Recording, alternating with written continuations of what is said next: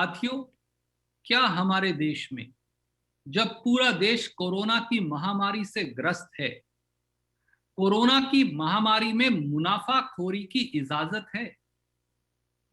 क्या एक देश और 5 वैक्सीन प्राइस हो सकते हैं?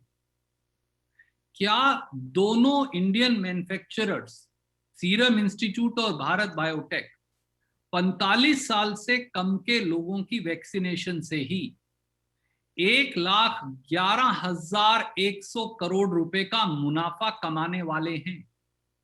और क्या ये कोरोना के इस पूरे ग्रहण को चलते हुए जो देश को लगा है, क्या ये परमिटेड है और भारत सरकार क्या इसके अंदर साझेदार है?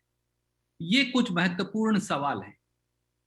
मोदी सरकार ने जो वैक्सीनेशन पॉलिसी बनाई है, उसमें मोदी सरकार ने देश के नौजवानों के प्रति जिम्मेवारी से पल्ला झाड़ लिया।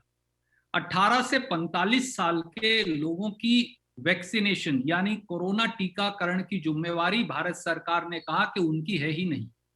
मोदी जी ने कहा कि या तो वो खुद टीका लगवाएं या प्रांतीय सरकार उनके टीके का भार वहन करे। दूसरा, मोदी सरकार ने जो 50% प्रोडक्शन है इन दोनों वैक्सीन मैन्युफैक्चरर्स की, सीरम इंस्टीट्यूट और भारत बायोटेक की, उसे किसी प्रकार के प्राइस कंट्रोल से कंप्लीटली उसे अलग कर दिया।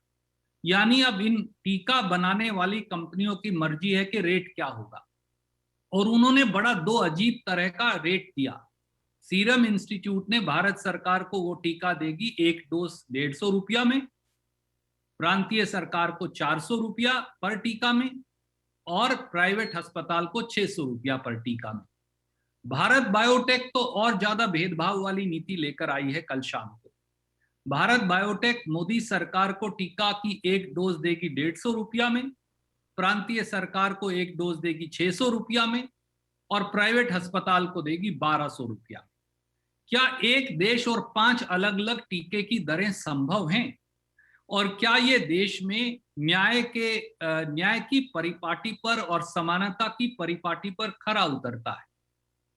हमारे देश में, जैसा मैंने कहा, कि 45 साल से कम आयु के लगभग 101 करोड़ लोग हैं, और हमने तो अब देखा है कि 4 साल, 5 साल, 12-15 साल के बच्चों को या युवाओं को भी अब धीरे धीरे कोरोना होने लगा है। तो ऐसे में 202 करोड़ टीकों की आवश्यकता है अगर हमें सबको इम्यूनाइज करना है। तो ये 202 करोड़ टीकों में अगर हम ये मान लें कि आधी लागत प्रांतीय सरकार वहन करेगी और आधे लोग खुद टीका लगाएंगे, तो इन दोनों कंपनियों का मुनाफा बनता है 1,11,100 करोड़ रुपया। इसकी मैंने एक बाकायदा कैलकुलेशन शीट बनाई है जो मैं आपको अलग से भेज रहा हूं, आपका समय नहीं लूंगा। दूसरी तरफ समाज में वो लोग भी हैं जो गरीब हैं, जो डिसएडवांटेज सेक्शन से हैं, जो शोषित हैं, वंचित हैं।